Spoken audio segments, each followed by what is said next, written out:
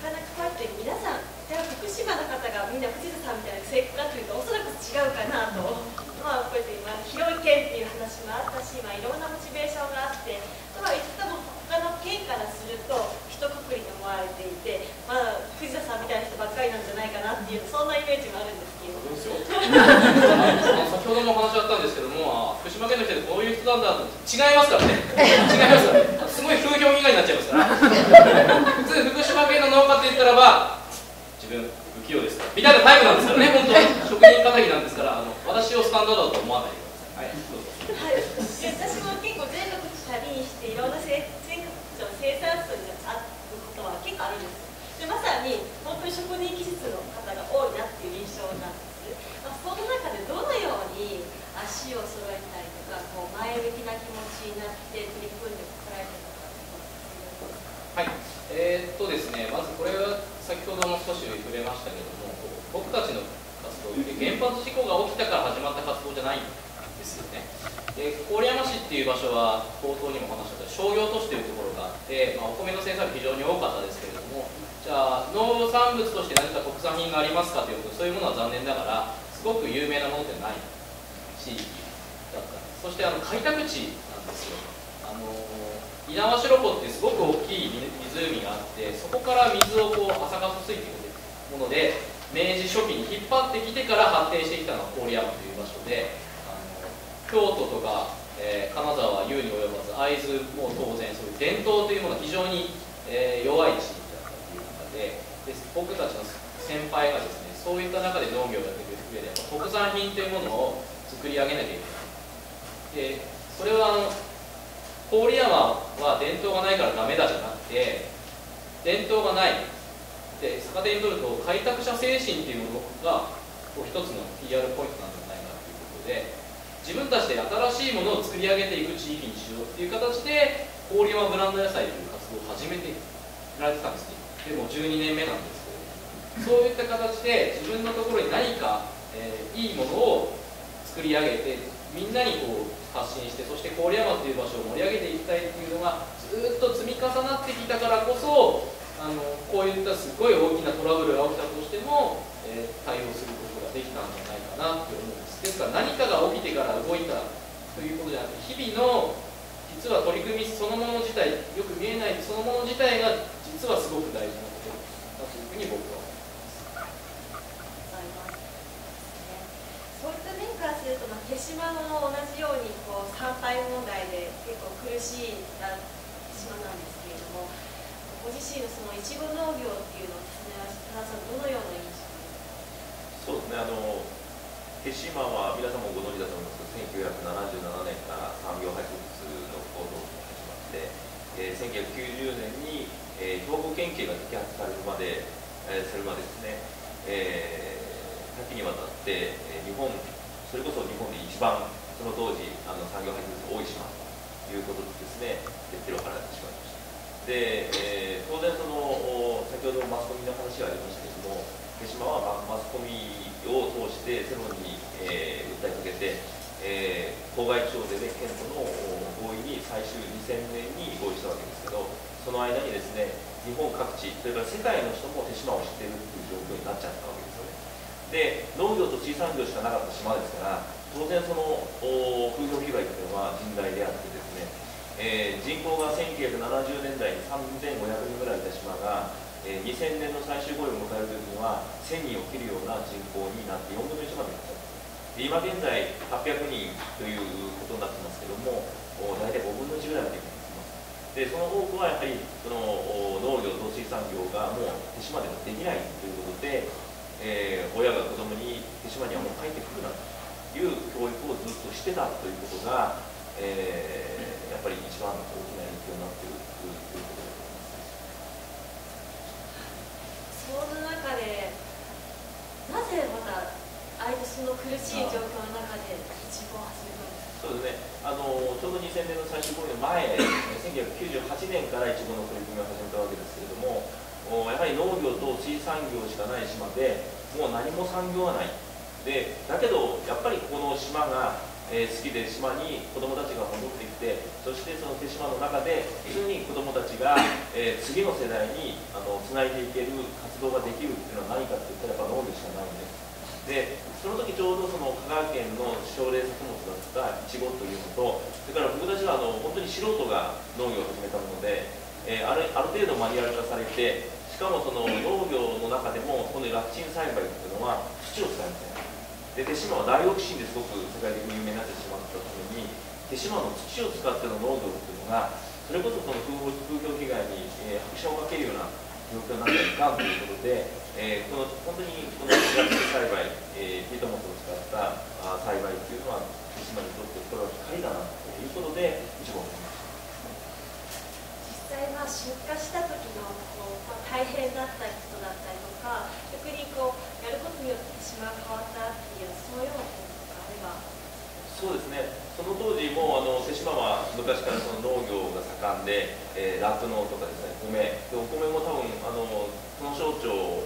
に住まれている方がほとんどだと思いますけど、その省庁にある田んぼの半分が手島ね、119丁分、約230ぐらいだと思いますけど、この省庁の地ではですね、119丁分手島には登録だと。ただ今実際もう作られているの20丁って言ってます。で、ともかくそのお米、それから、そういうものがどんどん衰退をしていきました。でその中でそのイチゴっていうものが僕らの本当に将来に向かって、すごく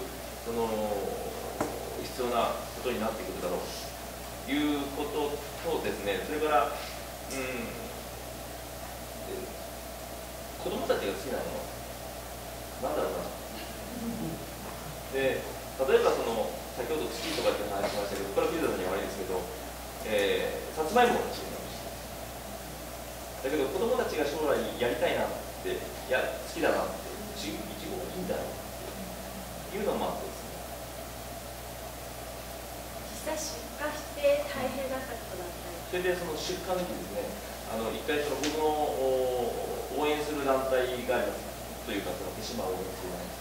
で市民ネットワークの方たちが本当に手島の復興のためにしてくださったんですけれども、その方たちが「たく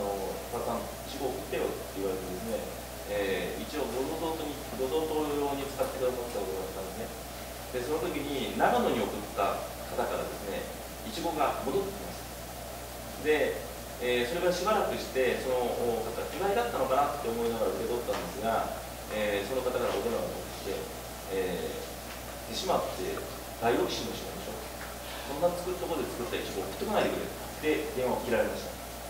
でやはりそういうことっていうのが、先ほどの風評被害って言ったらそれまでのことを知らないということだと思うんです。でそういうことが実際手島の中で起こっています。それから市場に出して、香川県農業の方に手島のイチゴを入ってみて大丈夫かなっていう問い合わせがあったと。今はどのように。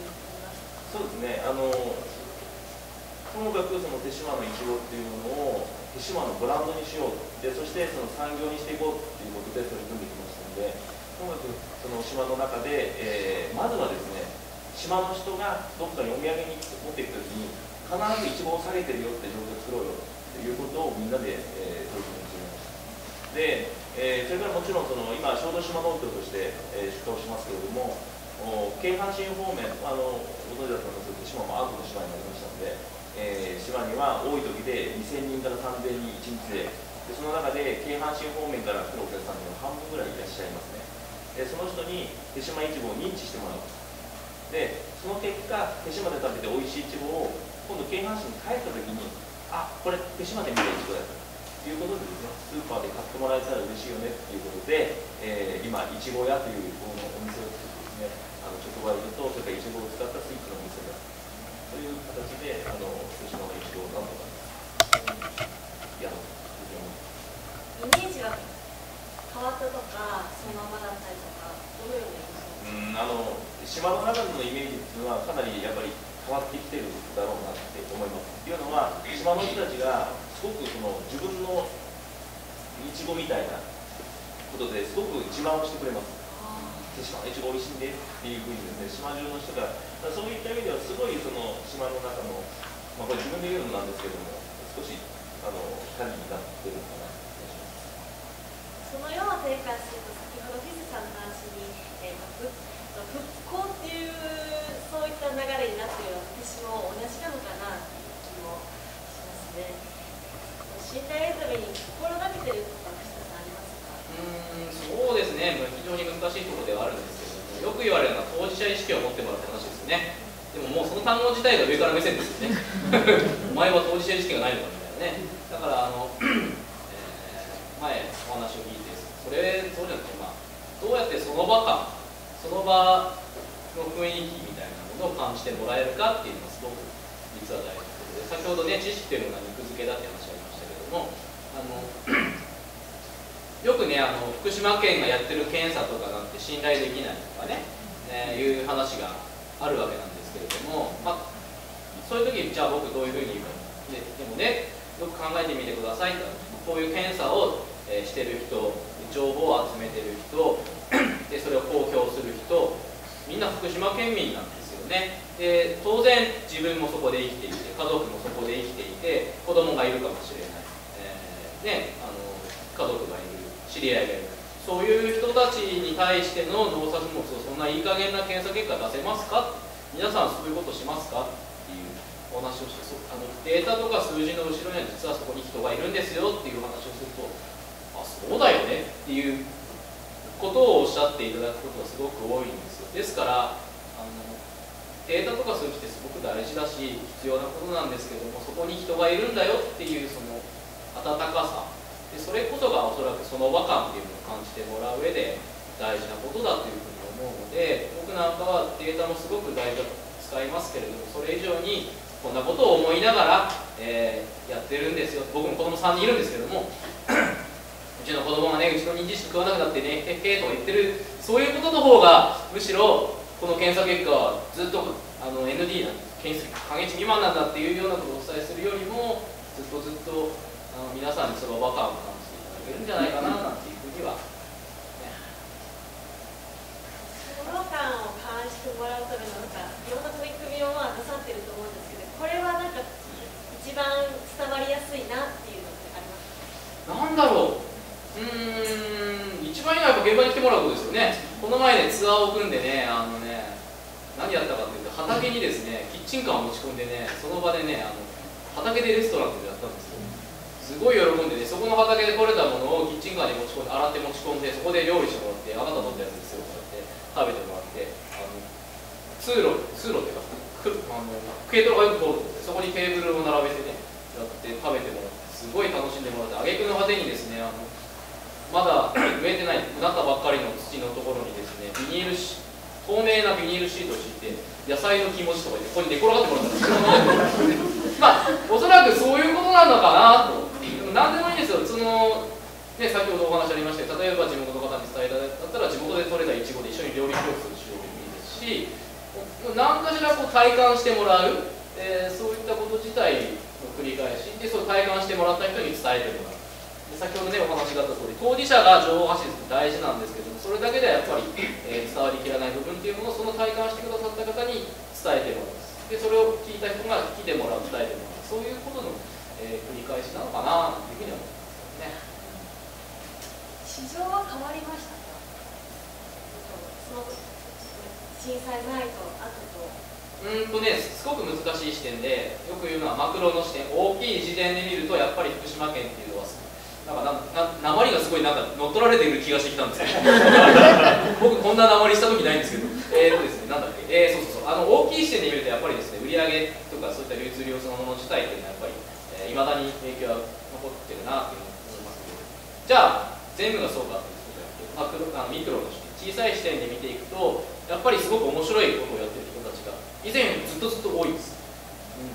やっぱりゆでガエル漁の話よく言うんですけど、ずっと日本の農業って少しずつ温度が上がっていく中で泳いでるカエルで、気づかないうちに茹で上がっちゃうっていうずっと思ったんですけど、福島県でそこの温度やたらめたら上がったんで、スコーンって暑いって気づけたので、みんなこのままじゃやばいと思ったので、そこからなんとか飛び出そうっていうカエルがいっぱい出てきたので、だから面白い動きがいっぱいあるので、そういうところはすごく今伸びています。正直言うと僕は去年の人参の売り上げは過去最高でした。おお、すごい。だからそういうような個々の動きをこれからの課題としては個々の動き、そこでいろんなところで起きてるのとつないでいって連携までプラットフォーム化して、こういう面白いことやってるのがいっぱいあるよっていうことを皆さんに知っていただくかっていうのがこれからのおそらく東京が一番の市場だったんじゃないのかなと思うんですけど、今その東京の方の反応っていうのはどのような？東京の人っていうのもいっぱいいるからねだから思ったのは、やっぱ誰に対して手に取ってもらうのかっていうのをちゃんと意識しようっていうのがすごく認識するようになりまして、うちのねブロダンド野菜協議会の会長がかっこよくてね、よく来てくれるんで、今までね僕は一体誰に対して野菜を作っていたんだろうと思ったけど、あ、分かった、あなたを笑顔にさせればいいんだ何口説いてんですかってでも結局そういうことなのかな、これを食べて笑顔になってくれる人を想像しながら、それ喜んでもらうためのものって何だろうって考えながら作り上げて送り出すものっていうのが一つ大事なのかな。それが結局小さいところからスタートして大きいものになるなっていう個人的には思います。美味しいものを追求なさってるってことで、おそらく美味しいって感じるのは人それぞれと思うんですけれども、どのようにすると美味しく感じてもらえるかっていう、どのように考えてまあ今お話しあった通り、美味しいって個人それぞれなんですけど、農家ってさよくあるじゃないですか。うちの米が日本一うまいとか言うじゃないですか。じゃあなんで日本一うまいんですかって、日本一なんだって、それで終わっちゃうでしょでそれ良くないよねっていう客観性っていうものをすごく大事にしていて、やっぱり僕たちは食味センサー、味覚センサーっていうので、甘みとか酸味とか塩味とかそういうのが見えるセンサーで、僕たちの野菜はこうです。そしたら栄養価を調べて、一般的にはこういう栄養価で僕たちのこういう特徴があります。でこれを基づいて、それだけで絶対ダメなので、これに基づいているからこそ料理人の方に使ってもらったらこういう料理が出来上がりましたみたいな提案の仕方をしています。だから素材単品として美味しいっていうのはもちろん大事なんだけれども、皆さんが食べる状態になってこういう料理に向いてますっていう生かし方、それだとトータルとして100点じゃなくていいんです。生で食べるとめちゃくちゃまずいけど火通すとめちゃくちゃ美味しいお野菜いっぱいあるから、そうやって野菜それぞれの個性を皆さんに上手にお伝えしていくっていうことをやっている私もいろんな生産者に尋ねるんですけれども、一番苦しいのって生産者さんがそこに対していいものを作ろうとか、消費者に対してのイメージ像とかそういうのが全然分からずに、例えば先ほどの美味しいから日本一だから日本一なんだみたいな、要は何か声かけした時に答えられない生産者さんっていうのはちょっとっていうところが、そこの農家さんが結構これから厳しいんじゃないのかなっていう気もしているんですけれども、こういって意識を先ほどこれで震災があったからこそどうにかしなければならない意識いろいろ出てきたと思うんですけど、そういうのも全部ひっくるめて農業全体でこれからそういった意識を持ってる方もっとないですかっていう、これからの農業の未来どのようにですか？やっぱりね、これからかなり農業って厳しい時代に入ってくるというのは皆さんも感じておられると思うんですけれども、その中でまず生き残っていく人っていうのは、先ほども藤田さんがおっしゃったように自分の農作物が一体どんなものなんであるかっていうのが説明できるっていうのはもう必ず必須になってくると思います。で、うちの農作物は安全で美味しいんだよっていうのだからどういった点に気をつけて安全なのかで、それの理由は何でなのかっていうのをきちんと説明できるっていうことはもう非常に大切なんですが、そこにですね、最近ちょっと変な理屈をくっつける方が結構いらっしゃるっていうのが私は非常に気になっています。で、あまりちょっと個別名前出すのはあれなんでも出しませんけれども、怪しい酵素を使ってるとかですねそれから波動でこれは美味しいんだとかですね、なんやら菌とかですね、そういったものはいろいろ使ってるからって、じゃあそのなんやら菌ってじゃあ一体何が作用して美味しくなってるのか君分かってんのかいって言ってもね、そこのところがなかなかだからっていうのが説明できてるようでできてない人も結構いらっしゃるし、その理屈自体が怪しい人も結構いらっしゃるので、そうじゃなくて、やっぱり正しいっていうとすごく語弊があるんですよね。今現在の考え方ではこれがいつも一番正しいんじゃないかと考えられている考え方っていうのは必ずあるので、そういった理屈だとかですね、なんで安全と言えるのかっていうところを、自分だけで分からなければ僕らみたいな職業の人間どんどん利用してほしいんですよ。自分だけで突破するっていうのは非常に誰しも難しいので、そこはやっぱりグループっていうかね、集団の力というか、多数の人の力を利用して突破していけばいいのであって、自分一人で悩まないで頑張ってほしいなと思うんです。そういう意欲のある人で、それからより確からしいその技術を身につけようという人を僕ら育てていくっていうと、もう非常になんかこれも上から目線ですよね、先から皆さんおっしゃってるようにそういう上から目線にはなっちゃうんですけれども、気持ちとしてはそうなんです。そうなっていただきたい。みんな分かってその時その時でよりその確からしい技術、確からしい知識というのを身につけていただいた上でそっちの方向へ向いていけるようになってもらえる、少なくともね全部が全部正しい知識を身につけてなくてもいいから、そういう正しい方向を向いていこうという意識だけでも持ってほしいんです。それは消費者の皆さんも同じです。だから同じ方向を向いてほしいんですよ。結局消費者にも生産者にもですね、それを実現するのにじゃあどうしたらいいの、お前何ができるのって言われると、すいません今のところどうしたらいいのかちょっとよくわからない部分が多いですとしか答えようがないんですが、こういった職業の人間がいるっていうことも理解していただいた上で、じゃあこんな時はこいつに頼ろう、じゃあ別の時はこいつに頼ろうみたいな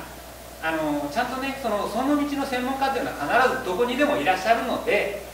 そういう考え方を持っていただけたら、農家さん全体がそういう考え方を持っていただけたらですね、いい方向に進んでいけるかな、そういうふうに努力していきたいなというふうに考えています。ありがとうございます。ここで生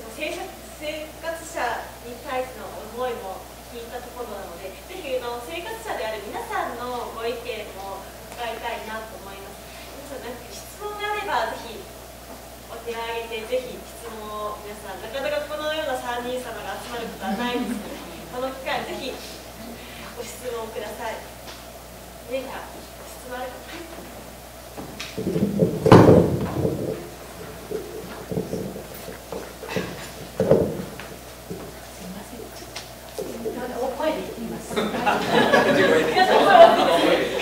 上から目線ですけれども、下から目線の話をさせていただきますけれども、高松市消費者団体連絡協議会の会長をしています橋田と申します。よろしくお願いいたします。消費者代表でちょっといっぱい聞きたいなと思いますけれども、藤田さんに一つお聞きしたいんですけれども、例えば8代目の農家の人、引き継ぎをされていらっしゃるということで、最初から農業をされてるみたいなので、なぜそこに魅力といいますか、農業をしぐらに来られたっていうことをちょっとお聞きしたいことと、それと、私も、1号でも、私たちはいわゆる香川県でですね、地産地消という活動をやっております。なるべくなら地元のものを地元のものが食べましょうっていうのを進めているんですけれども、なかなかその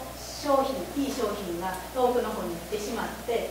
情報もいわゆるパプリカだのレタスなのが出てきても後から知るようなことがあるので、そういうもちろん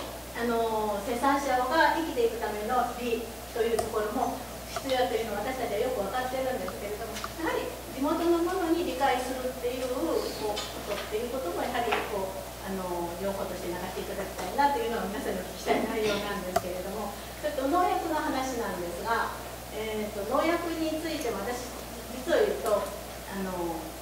自家菜園をしておりまして、それも自家菜園のちっちゃなものではなくて2単ぐらいな自家菜園、農家じゃないですよ、全く非農家なんですけれども、日常、そうですね、20種ぐらいなものを植えております。本当に1年全く青物がなくなることなく作っているんですけれども、先ほどの中に虫がの問題ですね。もう虫が発生しないことは絶対ないのに、これ不またらでも最初は拾ってるんだけれど、だんだんやっぱりもう農薬に頼りがちなんですね。っていうことは生産者の中にも、もちろん正しい知識を持っていきながらも、うっかり見たらもうやっちゃえみたいなこともきっと見えないところではねリストは作っていかなきゃいけないんですけれども、やはりそういうこともありうる時があるかないかというようなことも本音でちょっとのところ僕もお聞きしたいなということがあります。ちょっとまだまだあるんですけど、そこまでで、よろしくお願いします。はい、手加減を超えていただいていることでありがとうございます。ですね、よく聞かれるんですけども、8代目だから継ぐつもりだったらいやいや継ぐだったって、そういうようなすごい強い意識は特になかったんですけれども、何が良かったかっていうと、これは農家継げって言われたこと一回もないんです。言われたこと一回もないんですけども、うちは決して裕福なところではないですけれども、ただすごく穏やかに楽しそうに過ごす、じいちゃんばあちゃんも含めですけれども姿をずっと見てきていたので、なんとなく俺は農家になるんだろうなっていう感じで、なんとなく農学部に入り、なんとなくついてるけども、でも今すごい楽しいっていうことがあります。だからできれば自分の子供3人いますけれども、継いでもらいたいと思うけれども、継いでもらうために何かするかというよりは、まず自分が楽しむっていうことがすごく大事なのかなと思うんですよ。うちの親はそうだったので、そういう自然の姿を見てると、農家って楽しいんだなって自分はそう思ってたから。よくありがちなのは、すごい大変だからやめた方がいいみたいな話を、その親御さんそのもの自体がされてしまうっていうのは非常に悲しいことで、大変なことはもちろんあるんですけども、やっぱその自分がまず楽しいっていうところをすごく、今は大事にしながらやってるってことですね。あと、今地産地消の話ですけど、僕たちの高齢ブランド野菜って東京売りがメインで全然ないんですよ。もちろん東京に持っていくんですけど、その目的はこんなに素晴らしいお野菜いっぱいあるけれども、実は本当の素晴らしさは郡山に来ないと体感できないっていう感じですで、やっぱ地元の方に食べてもらうのがメインで、僕たち御前人参で人参作ってるんですけど、最近すっごく嬉しいなと思うのは、人参を買いに来たんじゃなくて、今日はね、御前人参買いに来たのって言ってくれるお客様が結構出てきてくる。それがすごい嬉しい。から、そういう流れを多分、皆さんも地元に何があるんだろうっていうのをどんどんここにね、ちょうどできたから、ね、知り合いがね、言ってもらって、どんどん情報をもらって、じゃあこういうのないのっていうのを広げていくっていう相互関係、離れてないんですよ、つながってるんですよ。そこをすごく大事にしていくことが大事かなっていうふうに。農薬のぶっちゃけ話か。福島県はね、農薬のぶっちゃけ話じゃなくて、放射性物質ですっごい痛い目にあったので、で隠し立てをするともっと痛い目にあるっていうのを東電とかで見せてもらってるから、多分そういう意味ではめちゃくちゃ自分に厳しい権利だと思う。やっぱ信頼っていうものを失うということがいかに辛いことか、いかにそれを回復するのが大変なことかということを思い知っているので、おそらくそういうのを全国の農家さんにお伝えしていくっていうのがすごく大事なので、その結果みんながちゃんと守るべきものは守らなきゃいけないっていうふうにいくんじゃないかなというふうに個人的に思います。私はですね、藤田さんと違って1代目なんで、脱サラして、母の故郷の手島に来たっていう状態です。で、もともと農業がやりたくて、僕は北海道の酪農学園大学という牛の大学に行ったんですね。キャンパスの中に牛が歩いてるっていう学校ですけど、縁があって、手島に行っていちごをやり始めたわけですけれども、将来子どもたちがやっぱり藤田さんのように、一人でも、僕も3人子どもがやってますけれども、一人でも農業やりたいなって言ってくれるような農大工業をしなくちゃいけないなっていう感じです。で、農業自体、僕は、小学校の6年生の時に天地療養、喘息持ちだったので、天地療養で、もう治さないと治らないよって、もしかしたら命が短くなるよっていうところまで喘息がひどい状況になってたので、小学校6年生の時に、祖父の家に預けられて1年間ですね。で喘息は完治しました。でその1年間の経験っていうんですかねがやっぱり農業をおじいさんはやってましたので、ぜひ農業やりたいなということで、農業に関わっています。で、あと地産地消の問題ですけれども、僕はこの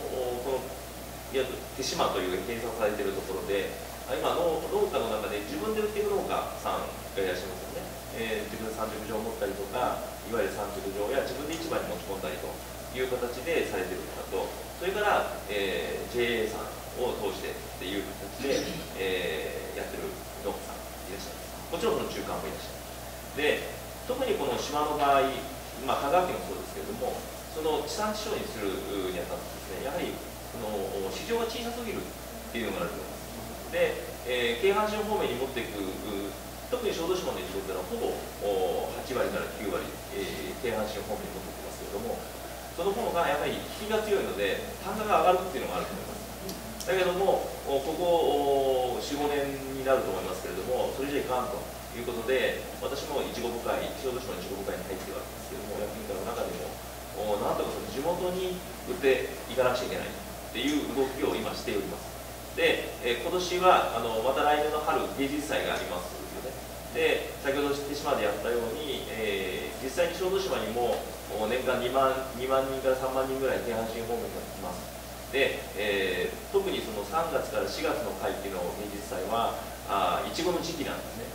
ぜひこれを軒先販売をして、ともかく小豆島のいちごを宣伝して、そして、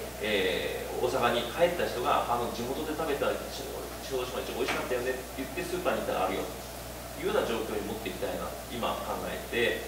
いちご部会でやるように一生懸命働いてしています。それからもう一つ、その農薬の問題ですけど、先ほどからいろいろ信用とかいう問題がいろいろ出てきましたけど、僕の信用っていうのは、うちの子供がいつでも食べれるっていういちごです。で特に一番末の娘がいちごが大好きです。学校から帰ってきたら毎日のようにお菓子代わりにいちごを食べます。でその子に農薬を今日打ったから食べれないよとかいうことを言いたくないので、なるべく農薬を使わない方法、小豆島全体のいちごで取り組んでるんですけども、IPM 総合工場っていうのですね、これは点滴を利用した、減農薬の農法です。でこれを今一生懸命部会で取り組んでるわけですけども、うちはそれにかけて、10月から、3月ぐらいまでハウス開けるまではもう農薬をほとんど打ちません。でその理由っていうのはですね、もちろん法律にのっとったら打っても構わないんですよ。で特にその農家さんはみんなプロ意識持ってますから、法令遵守は多分徹底されると思います。だけれどもそれでも打たないっていうよりは、先ほど言ったように娘に洗わずに、一番いちごっていうのはちぎった時から鮮度が落ちてきますから、で洗えば洗うほど鮮度も落ちます。味も落ちます。だけども一番おいしい状態で娘に食べさせたいなっていう親の気持ちです。でそれがその手島に来たお客さんに、伝わればいいなというふうに思って、至る所で娘がいちごを食べてる写真をそれが答えです。残りもうわずかになりましたので、農業の代表の方で生活者の代表の方がおられますので、ぜひ農業プロの方から生活者の皆さんにぜひメッセージを一言皆さんどうぞ。牧吉さん、丸中さんとかですね、地元のスーパーで小豆島の生産者の名前の書いたラベルで売ってます。でいろんな人のラベルが出ます。でそれから池田の産直場に行っても出ます。で、12月から毎月生産者が月1回行ってですね、直売会になります。でそういう時にぜひ生産者と交わっていただいてですね、本当にその生産者の思いを、感じていただいて美味しいいちごを食べていただければ、多分その先ほど言われた地産地消ということですね、本当のその意味というのが分かっていただけるのかなというふうに思います。ぜひ